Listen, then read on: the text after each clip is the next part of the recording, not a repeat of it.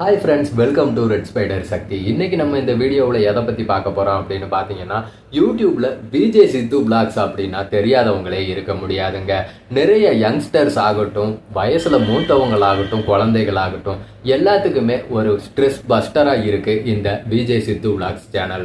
அவரை பற்றி தான் இந்த வீடியோவில் பார்க்க போகிறோம். அதுக்கு முன்னாடி நீங்கள் இன்னும் நம்ம சேனலை சப்ஸ்கிரைப் பண்ணலை அப்படின்னா மறக்காமல் சப்ஸ்கிரைப் பண்ணிக்கோங்க. பக்கத்தில் இருக்க பெல் ஐக்கானையும் கிளிக் பண்ணிக்கோங்க.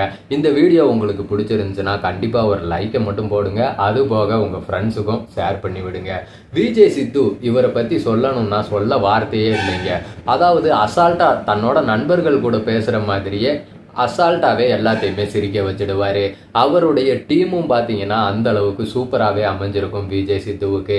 அவர் பார்த்தீங்கன்னா இந்த ஃபீல்டுக்கு வந்ததுக்கான காரணம் என்ன அப்படின்னா, ஒரு இயக்குனர் ஆகணும் அப்படின்றது தான் அவருடைய கனவாகவே இருந்துச்சு. அந்த கனவு இப்போ நிறைவேற போகுதுங்க. கடைசியாக பார்த்தீங்கன்னா டிராகன் அப்படிங்கிற படத்தில் விஜே சித்து பிரதீப் ரங்கநாதன் கூட நடிச்சிருந்தாரு. அந்த கதாபாத்திரத்துக்கும் ரசிகர்கள் கிட்ட நல்ல வரவேற்பு கிடைச்சிருந்துச்சு. இப்போ இயக்குனர் ஆகணும் அப்படிங்கிற ஆசையும் நிறைவேற போகுதுங்க. வேல்ஸ் பிலிம்ஸ் இன்டர்நேஷனல் நிறுவனம் தயாரிக்கிற புது திரைப்படத்தை பார்த்தீங்கன்னா விஜே சித்து தான் இயக்க இருக்காரு. அவரே கதாநாயகனாகவும் நடிக்கிறாருங்க. இந்த படத்தோட அபிஷியலான அனௌன்ஸ்மெண்ட் பார்த்தீங்கன்னா ஏப்ரல் மாதம் அறிவிப்புகிறதா சொல்லி இருக்காங்க.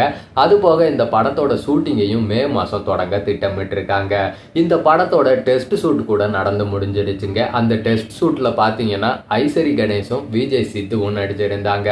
இந்த படம் விஜய் சித்துவுக்கு ஒரு மிகப்பெரிய கம்பேக்கா இருக்கணும். ஏன்னா பல கனவுகளோட அவரும் ஒரு இயக்குனர் ஆகணும் அப்படின்ற எண்ணத்துல சினி ஃபீல்டுக்கு வந்திருக்காரு.